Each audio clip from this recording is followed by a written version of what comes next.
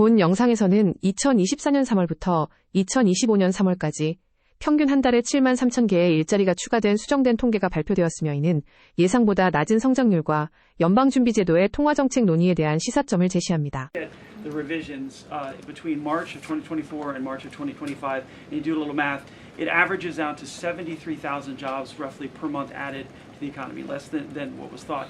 When can we expect the Trump administration, now that their policies are rolling out, for that increase, that average to increase?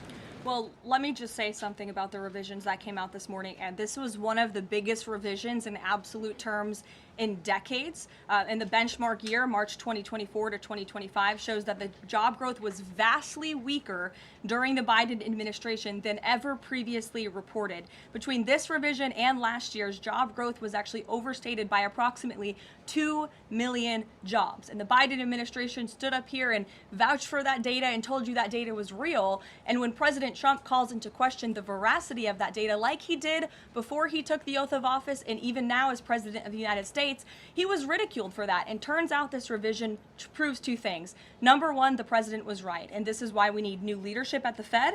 And this makes it very clear that President Trump inherited a much worse economy by the Biden administration than ever reported. And it also proves that the Federal Reserve is holding our monetary policy far too restrictive. Interest rates are too high. The Fed needs to cut the rates. Caroline, following up on Ed, now that we have these revised jobs numbers, is the president concerned at all that price spikes, stemming from his tariffs through the end of the year might actually be driving the country towards a depression or a recession? What I'm asking is he committed to these policies now that we know how faulty the jobs data was? The president is committed to his policies because his policies are working, Christian. And there have been a lot of people fear-mongering about inflation in this room, but it just has not come to fruition. On a monthly basis, CPI inflation has now come in. Speaking yesterday before the Religious Liberty Commission, as you know, he's created the White House Faith Office, the Task Force on Anti-Christian Bias, and yesterday he talked about the importance of the Bible in America and the importance of prayer in America. Some people have criticized him for that in stating that he's espousing Christian nationalism. Yet the president has called on the American people to band together in praying for this nation for people of all faiths. In the Department of Justice, we're on it, and I can assure you that they are. This is another heinous act of violence against someone who should have never been in our country illegally in the first place, and that's exactly why the deportation of illegal criminals from our country is a top priority for this administration, and it's something that is happening every single day. And I would encourage all of you to continue to report on the very violent illegal alien criminals that we are deporting daily from American communities across the country. We will never The immigration raid at the plant in Georgia on Friday, the president said over the weekend that he's open to some kind of changes in perhaps rules or visa rules or law that would prevent something like that happening in the future for skilled workers to train American workers. That's right. Can you confirm that and that the administration supports those changes, and what exactly would that look like? Well, the president said it himself in a statement that he put out on Sunday night, where he is very grateful for foreign companies from around the world and the investments that they are making right here in the United States of America. And he understands that these companies want to bring their highly skilled and trained workers with them, especially when they're creating very niche products like chips, or in this case in Georgia, like batteries. But the president also expects these foreign companies to hire American workers. And for these... You said the Epstein documents are a hoax that Democrats are perpetrating against the president. You've said he didn't sign that check, that he didn't sign the birthday card that he allegedly signed. So what is the theory, since these documents came from the Epstein estate?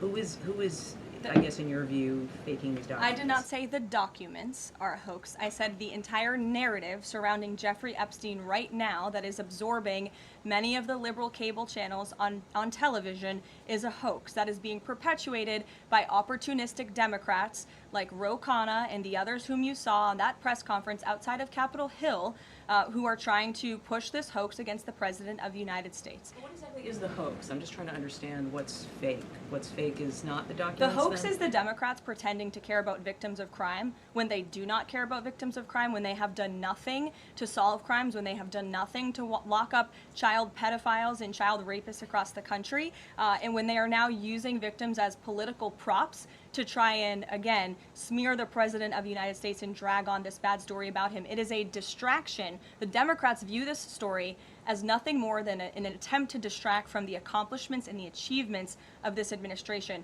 And that is what we mean when we call it the growing U.S. military presence in the Caribbean.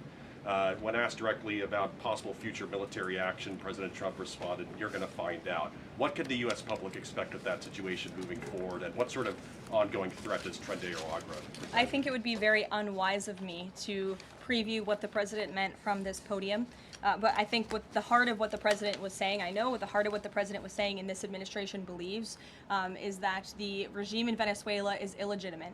And it is unacceptable to this president and this administration to traffic illegal, deadly drugs into the United States of America. And that's why the president and the administration took very strong action against a boat and 11 narco-terrorists in international waters, as you all saw. I think that sends a very strong message to drug traffickers around the world. The president will not tolerate it, and the amount of drugs on that boat represents the lives of thousands of Americans that could have been killed by that deadly poison, and we're not going to allow that deadly poison to come into our country. The president will be signing